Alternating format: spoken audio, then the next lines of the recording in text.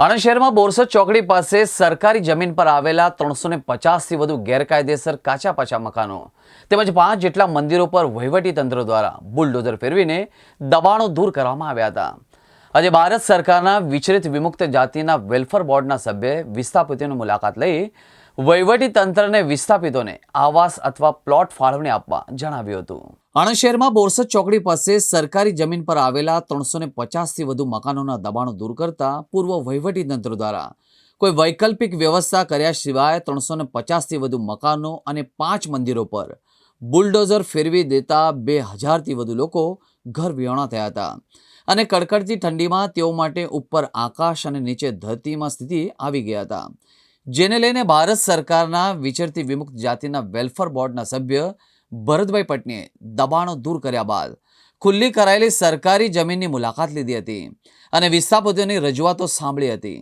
તેઓએ કલેક્ટરને જણાવ્યું હતું કે આગામી 1 માસમાં મકાનો તોડી પાડવામાં આવતા વિસ્થાપિત બનેલા પરિવારોને આવાસ અથવા પ્લોટ ફાળવવામાં આવે તેમજ જ્યાં આવાસ અને પ્લોટ ફાળવવામાં આવે ત્યાં તોડી પાડેલા મંદિરોનું પુનઃનિર્માણ કરવામાં આવે તેમજ વિસ્થાપિતોને એક સમિતિ બનાવવામાં આવે તેમ જણાવ્યું હતું।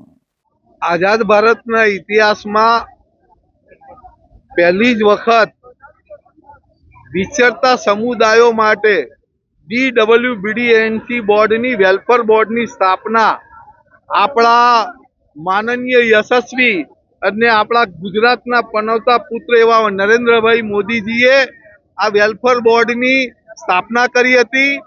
આ વેલફેર બોર્ડના ગવર્નિંગ બોડીના મેમ્બરના નાતે ગુજરાતના વિચરતા સમુદાયના આગેવાનોની રજૂઆતને માન આપી કરીને આજનો મારો આણંદ જિલ્લાનો આ પ્રવાસ થયો। કોઈ ગરીબનું વગર વાંકે પણ આપણો દેશ ભારતના બંધારણથી ચાલે છે।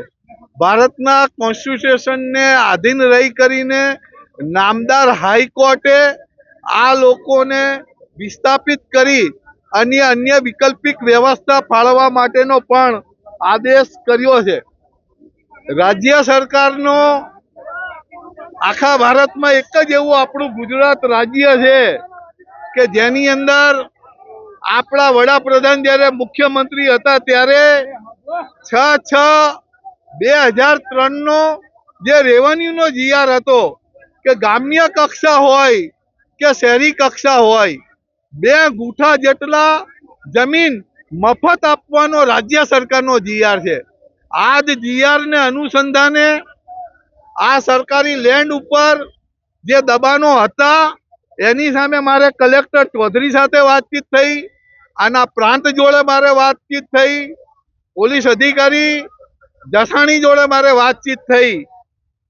મૂળ અહીંયા જે 100 વર્ષ જૂનું માતાજીનું જે મંદિર હતું એ દેવી પૂજક વાઘરી સમાજનું આસ્થાનું કેન્દ્ર હતું।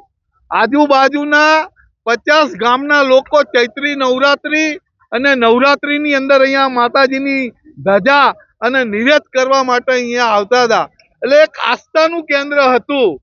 પણ દુઃખ સાથે કહેવું પડે મારે કે આ મંદિરનું જે ડિમોનેશન થયું ખરેખર નહોતું થવું જોઈતું, તેમ છતાં અહીંના કલેક્ટરે મને બાંહેધરી આપી।